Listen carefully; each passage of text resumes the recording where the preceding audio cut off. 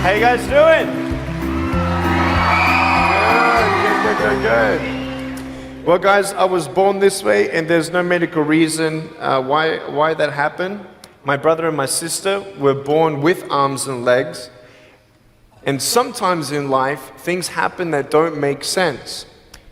My doctors never thought that I'd be able to walk, and today, I'm walking. I'm from Australia. Anybody one day want to go to Australia? It's such a cool place.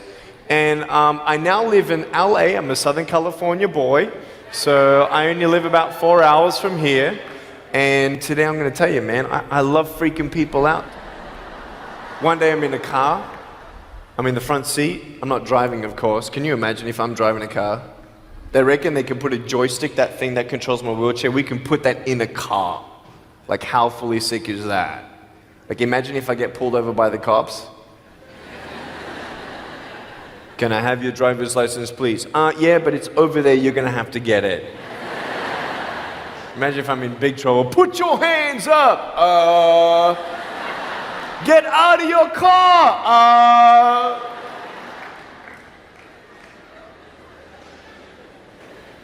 So I'm in the front passenger seat, we're at the traffic lights, and this car comes up next to us, and this girl's looking at me. And I'm looking at her, she's looking at me, I'm looking at her, she's looking at me, I'm looking at her.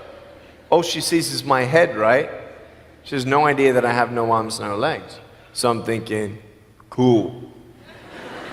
I'm gonna freak you out. So I get the seatbelt in my mouth, and I loosen it like this, so then I can freely move. And she's looking at me like, why are you eating your seatbelt?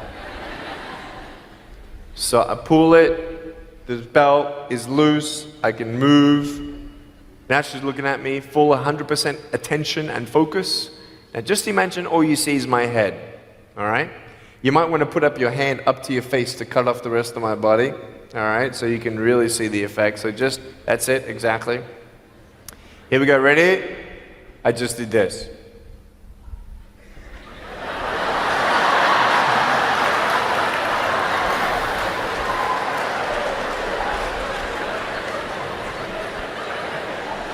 And her face, man, she was like,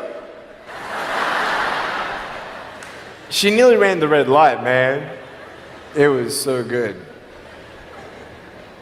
My parents always said, Nick, you don't know what you can achieve until you try it. And the doctors looked at me and said, he's not going to walk, he's not going to go to school, he's not going to do anything in his life. And then my parents, they just loved me like crazy and said, you got to try. Try this, try that, try this, try that. And I'm thinking sometimes like, Mom and Dad, you're crazy, man. I have no arms, no legs. How would I ever be able to do this or do that? But they encouraged me and they loved me. And as human beings, we're waiting for stuff like that. We all want love. Everybody say, love. Very good.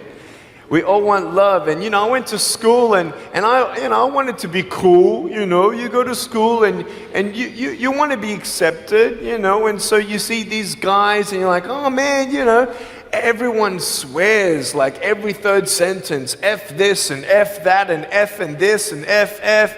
Like what? Like they think they're cool, And so I'm thinking, man, maybe I need to be like them to be cool. And then you compare each other with how we look, and I wish I was smarter, I wish I was taller, I wish I was shorter, I wish I was more popular, I wish I did this, I wish I didn't have that. I wish my life was different. That was me when I was about 8 years old. I looked at myself and I looked at everybody else, and everyone else had more than me. And I'm asking, why? Why me? Have you ever asked the why me questions but get nowhere? If I had no answers from the doctors, and if I had no answers from my parents, I still have a choice every day in my life to keep going or give up.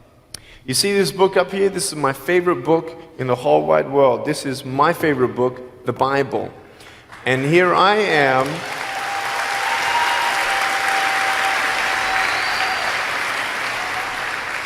And here I am, and for me, that's my full potential in all that I can be here on earth. And so encouragement takes me closer to all that I can be, and discouragement takes me away.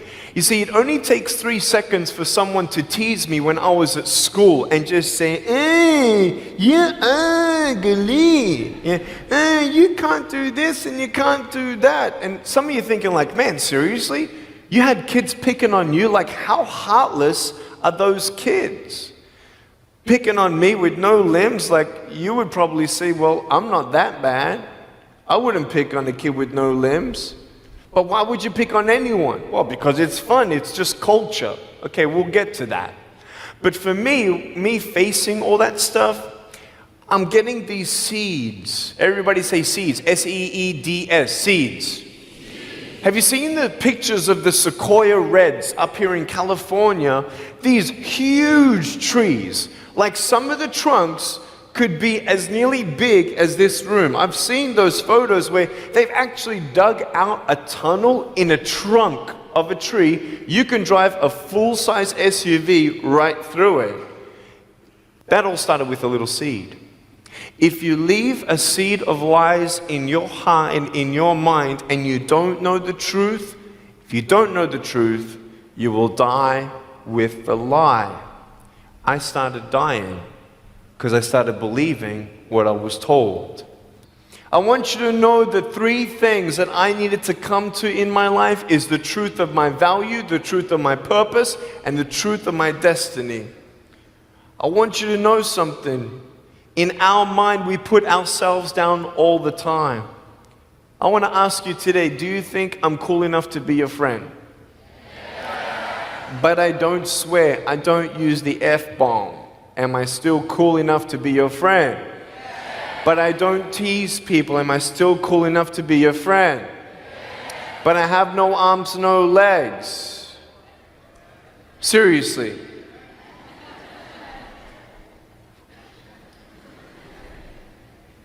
You would be my friend even though I have no arms, no legs. So you're telling me it actually doesn't matter, right? If it actually doesn't matter for how we look, then why do we tease each other for how we look if it actually doesn't matter? Why is it that we look ourselves in the mirror and we see us, well, we're having fun. Oh yeah, man, we're just part of culture, man. There were 12 people one day teased me, taking me away from my hope. 12, 11, 10, 9, 8, 7, 6, 5, 4, 3, 2, 1. Don't worry, I won't fall off, because if I did, I'll break my arm. But 12 people teased me one day, and I can put a pretty brave face on, but cry on the inside. For real. Oh, it doesn't hurt. Yeah, it hurts. There was this one bully. I became his target for 3 weeks. And every time I go by him, I was 13, he was 17. I was in my chair. I'm only 4'9" in my other chair, my old chair. He's like 6 something, so he's huge, right? So I'm looking up at him, and every time I go by him, he's like, hey, there's Nick, he has no... And you can imagine what he said. And I'm like, what's his problem, man? So I tried to avoid him, and I was so embarrassed. He would say it really loud, and everybody would be looking, and some would be laughing. I'm like, what is this guy's problem, man? So one day, after 3 weeks, I went up to him, and I said, hey. He's like, hey. I said, can you please stop it? He said, stop what? I said, stop teasing me. He said, what are you talking about? I said, every time I walk by, you say that stuff. He's like, what stuff? He didn't know how to take me on. So I'm looking at him and said, nah, man. Every time I walk by, you say exactly this, and I want you to stop. I forgive you, but stop it. He's like, oh, is that hurting you? Now I could have said, nah. Or I could have said, yeah. It takes a level of humility to actually say, actually, I don't like that. It's killing me. And I said, yeah, it's hurting me. He said, all right, I'm sorry, man. I was just, playing around. He said, give me a hug. He said, what? I said, give me a hug. He was like, all right. So I gave him a hug. I'm a hugging machine. We made the Guinness Book of World Records. 1,749 hugs in 1 year. We did it last year. My arms fell off, all right? The scary thing about hugging so many people is that anyone can just pick me up and take me home, all right? Like, what am I gonna do? Like, hit them or something? Like, pretty mean headbutt, right? I want you to know that you might be playing around. I could pretty much say that 98% of you have teased someone in your life. I tried to commit suicide because of people who thought they were having fun, not knowing the hell that I was going through. The people you're teasing, what if the person you're teasing is the person who's thinking of committing suicide? What if the person you're teasing is the one who's tried to commit suicide, who hates their life because of you? You don't know if the person you are teasing is the son or daughter of a drunk at home getting abused. And all they need is someone like you to keep on pushing them this way.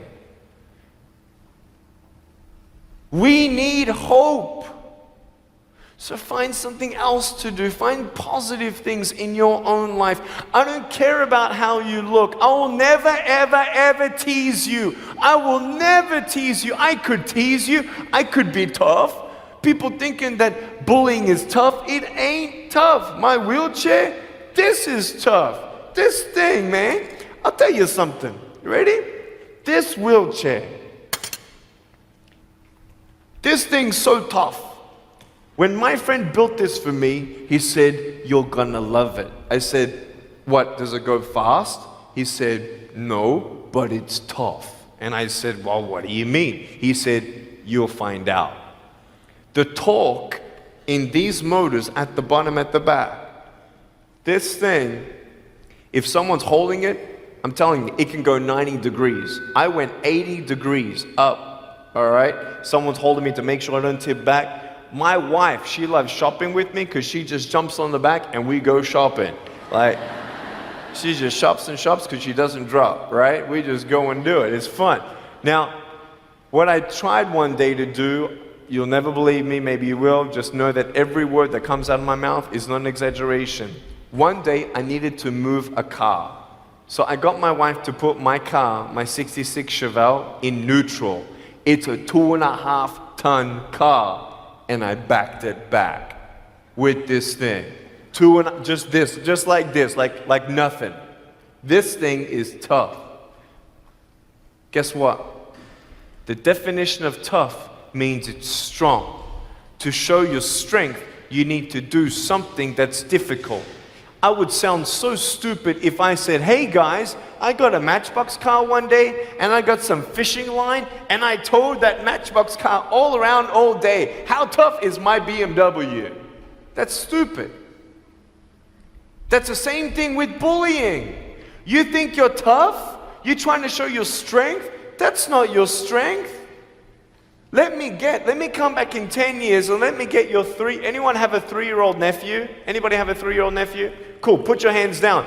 I will get any one of your 3-year-old nephews, bring them tomorrow night at where I'm speaking, and we're gonna put him up on stage and let me show you how tough I am. We'll get your 3-year-old nephew and we'll put him up here on the table and let me tease him. Let me show you how tough I am. That's what you are. I could pick on you, you biggest bullies. I could pick on anything you like Any singer, any music that you like, I could tease you. I could tease your family. I could tease your friends. I could tease about the movies that you think are really cool. I could tease anything about you. I could tease you about your nose, your eyes, your teeth, your chin, your hair, your ears, your elbows, your knees, your whatever, man.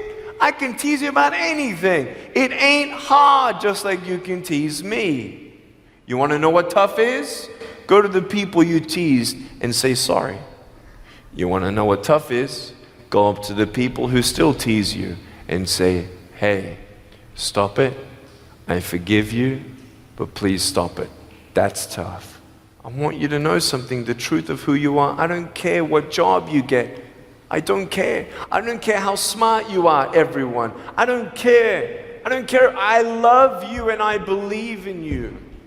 I don't care if you end up being a janitor in this school. I'll tell you why. Because the janitor in my high school inspired me to be a speaker.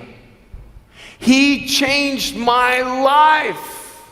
He said, you should be a speaker. You know what I said? You're crazy. He said, no, really, you need to be a speaker. I said, stop it, man. 4 months later, he twisted my arm, and I said, yes. I spoke in front of 10 people, then another 10, then another 10, then I found myself in front of 300 sophomore students. And 3 minutes into my speech, half the girls were crying, and one girl in the middle of the room started weeping, and she put up her hand and she said, I'm so sorry, can I come up there and give you a hug? And in front of everybody, she came up and she hugged me and she cried on my shoulder and she whispered in this ear, thank you, thank you, thank you. No one's ever told me that they love me. No one's ever told me that I'm beautiful the way that I am. It was because my parents told me that I was beautiful that I'm still here.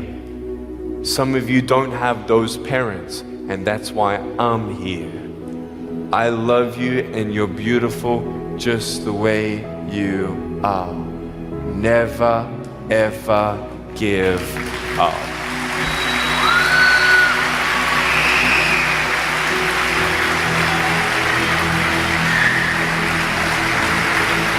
How many schools do you think that I spoke to actually stopped bullying altogether? Okay. Whoever said one, you were correct. One school out of 600, I got a letter from the headmaster, and he said, Nick, you forever changed our school, blah, blah, blah. We haven't seen any bullies pick on anybody for 8 months straight. We don't know what happened, but in the best words that I can describe, there's just a new thought in the air that it just ain't cool anymore. It just ain't cool. I want to ask you, what are you going to do? Are you going to continue on at the risk of knowing that in each section, this section right here, 5 people already trying to commit suicide? That section there, 5 people. When you extrapolate it out, what if the person you're teasing is one of those and you have no idea? Would you find something else to do? So, the change is up to you. If you want to see more love in your school, be love. If 50% of the school come together and say, you know what, it just ain't cool anymore, the people who think it's still cool, every time they look down upon you, I want you to imagine my face looking at you.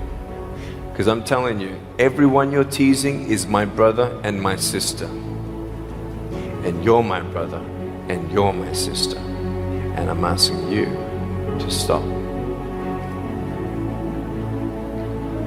Love yourself a bit more. Love each other a lot more.